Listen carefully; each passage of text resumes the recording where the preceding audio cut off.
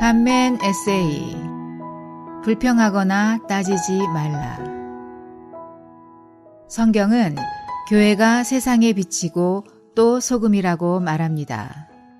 즉 세상은 그 본질이 어둠이나 교회는 빛이고 세상은 그 본질이 부패인데 교회는 그 부패시키는 균들을 죽이는 소금이라는 것입니다.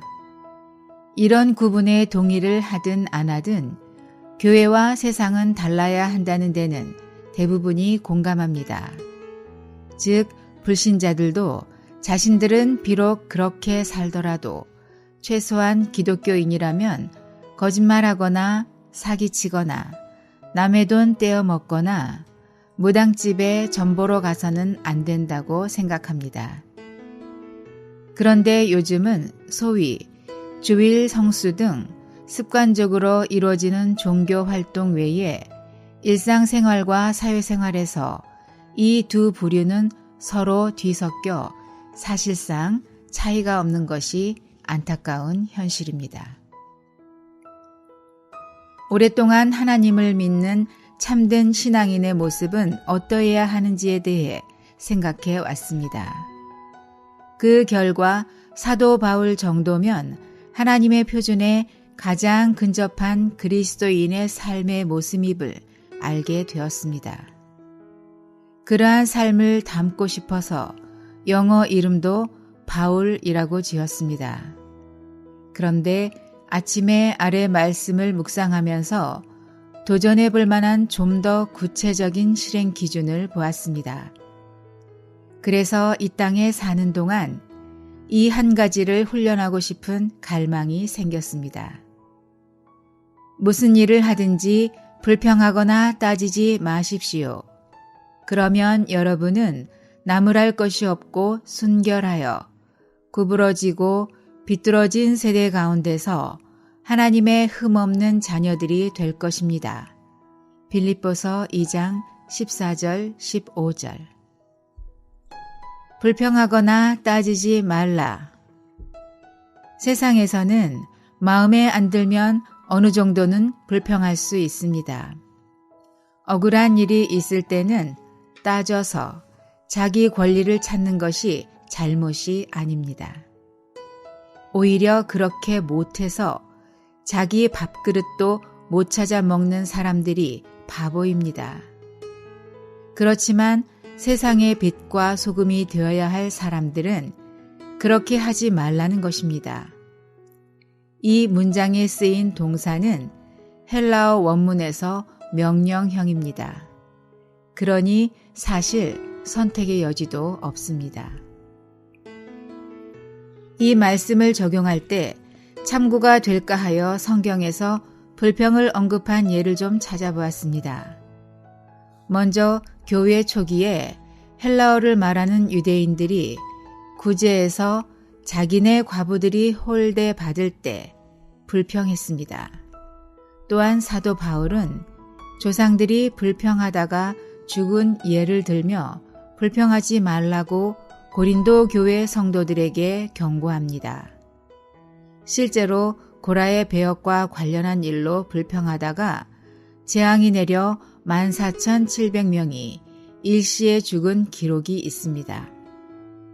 베드로 역시 만물의 마지막이 가까웠으니 맑은 생각으로 깨어 기도하고 서로 뜨겁게 사랑하고 불평하지 말라라고 권고합니다. 참고로 불평하다의 헬라어 원문은 공기스모스입니다. 다수의 영어 성경에 사용된 murmuring은 사전적 정의는 불만족스러운 사람이 내는 억제되거나 사사로운 표현입니다. 쉽게 말해서 혼자 투덜대거나 구시렁거리는 것입니다. 또한 따지는 것은 원문이 디알로기스모스인데 한글 성경은 문맥에 따라 악한 생각, 논쟁, 견해, 의논, 따짐, 말다툼, 의심 등으로 번역했습니다. 그 중에서 위 본문처럼 따지지 말라라고 할 때는 내적 불만의 원인을 남의 잘못으로 전가시켜 논쟁하지 말라는 것입니다. 그렇다면 세상 사람들은 일상적으로 하는 일인데 하나님의 자녀들은 왜 불평도 못하고 따지지도 말아야 하는가? 주님 앞에서 이 문제를 묵상할 때 다음 두 가지가 떠올랐습니다.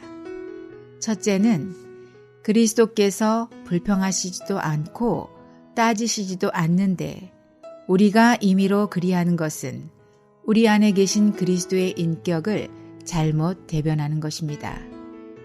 그 결과 외부인들 앞에서 그분의 영광이 우리 때문에 가려지고 욕되게 할 수 있습니다. 둘째는 우리에게 주어진 불만족스러운 어떤 환경은 우리가 불평하지 않고 따지지 않으시는 그리스도의 그 고귀한 인격을 살아낼 수 있는 좋은 기회인데 그것을 놓칠 수 있기 때문입니다. 이것은 그리스도께서 우리 안에서 확대되심으로 우리 안에서 생명이 자랄 수 있는 기회를 상실한 것이기도 합니다. 한 신실한 성경교사는 창세기에 나오는 생명나무와 선악 지식의 나무로 사람들의 행동을 분별합니다. 즉 대다수는 선악 혹은 옳고 그름이 가치 판단 기준이 되어 그릇된 것을 배척하고 옳은 것을 추구하는 길을 갑니다. 그러나 하나님의 자녀라면 옳고 그름을 넘어서 생명이 분별의 기준이 되어야 한다는 것입니다. 뒤에서 보겠지만 이 신성한 생명의 특성은 불평이 없고 따지는 것이 없습니다. 따라서 바울은 빌립보 교회 성도들에게 이 신성한 생명과 인격이신 그리스도 자신을 생활 속에서 살아내라는 것입니다. 그러면 하나님의 흠없는 자녀들이 될 것이다. 사실 제가 이번 묵상에서 새로웠던 부분은 빌립보서 2장 14절과 15절을 잇는 헬라어 접속사 히나였습니다. 이것은 목적 또는 결과를 나타내는 접속사로서 영어에서 so that의 의미가 있습니다. 따라서 불평하거나 따지지 않는 것과 하나님의 흠없는 자녀가 원인과 결과로 맞물려 있는 구조입니다. 전에 이 말씀을 읽을 때는 한 번도 이 둘을 연결지어 생각해보지 못했습니다. 사도 바울은 여기에서 모든 일에서 불평하거나 따지지 않으면 하나님의 흠이 없는 자녀라고 할 수 있다는 말을 하고 있는 것입니다.